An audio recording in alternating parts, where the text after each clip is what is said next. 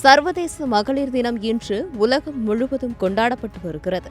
இந்நிலையில் பிரதமர் மோடி மகளிர் தினத்தை முன்னிட்டு வீட்டு உபயோக கேஸ் சிலிண்டர் விலையை ₹100 குறைப்பதாக அறிவித்துள்ளார். இதுகுறித்தான கூடுதல் விவரங்களை இந்த காணொலி தொகுப்பில் பார்க்கலாம்.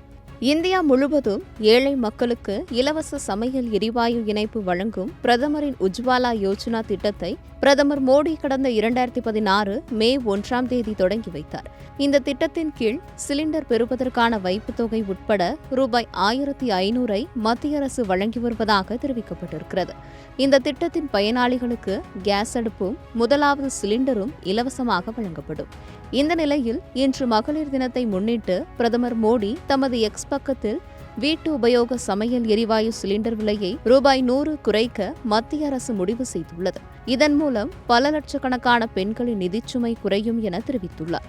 பிரதமரின் இந்த கருத்திற்கு கலவையான கருத்துக்கள் எழுந்து வரும் நிலையில் இதுகுறித்தான மேலும் தகவல்களை பெற தமிழ்நாடு கூட்டுறவு சம்மேளனம் பொதுச் செயலாளர் கிருஷ்ணமூர்த்தியிடம் சத்தியம் டிஜிட்டல் குழு கலந்துரையாடியது. 10 ஆண்டுகள் கொடுத்த வாக்குறுதி எதுவுமே நிறைவேற்றல. அப்போ 10 ஆண்டு காலமாக இந்த கேஸோ இல்ல பெட்ரோலோ டீசலோ விலையை குறைச்சிருக்கலாம் இல்லையா? எல்லா பொருட்களுக்கும் சாப்பிடுற அரிசிக்கு முதல்ல ஜிஎஸ்டி போட்டுட்டு இப்போ மகளிர் தினத்தை முன்னிட்டு இப்போ ஒரு ₹100 குறைக்கிறதுன்றது தேர்தலுக்காக மட்டுமே. அப்போ தேர்தல வாக்கு பெண்கள் அதிகமா போடுவாங்கன்ற ஒரு நம்பிக்கையோட அவர் சொல்றாரு. வந்த பிறகு திரும்ப வேலைக்கு ஏற்றுவாரு, அவ்வளவுதானே. அவர் வந்தாங்கன்னா திரும்ப வேலைக்கு ஏற்றுவாங்க.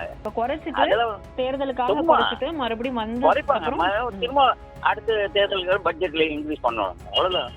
யாரானாலும் சப்சிடி கொடுக்கணும் இல்லைங்க, சப்சிடி கொடுக்க மாட்டேன்றாங்கல்ல. எல்லா சப்சிடியும் வெட்டுறாங்க.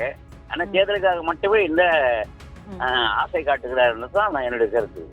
இத நம்பி இந்த ₹100 குறைப்ப நம்பி மக்கள் ஏமாற போடுவாங்களா? ஏமாற மாட்டாங்க, மக்கள் ஏமாற மாட்டாங்க. எங்களுக்கு நல்லா தெளிவா இருக்கிறாங்க. எல்லாமே தேர்தலுக்கான அறிவிப்பு தான். தொடர்ந்து நேற்று நீங்க அரிசி சம்பந்தமா சொன்னீங்க இல்ல, அது கூட நாங்க நிறைய இது கேட்டு பார்த்தா அப்படியெல்லாம் ஒண்ணுமே இல்லை. ஏற்கனவே வழங்கப்பட்ட அரிசியே குறைச்சிட்டாருல. இதெல்லாம் மக்களுக்கு எந்த விதமான நன்மையும் இல்லை.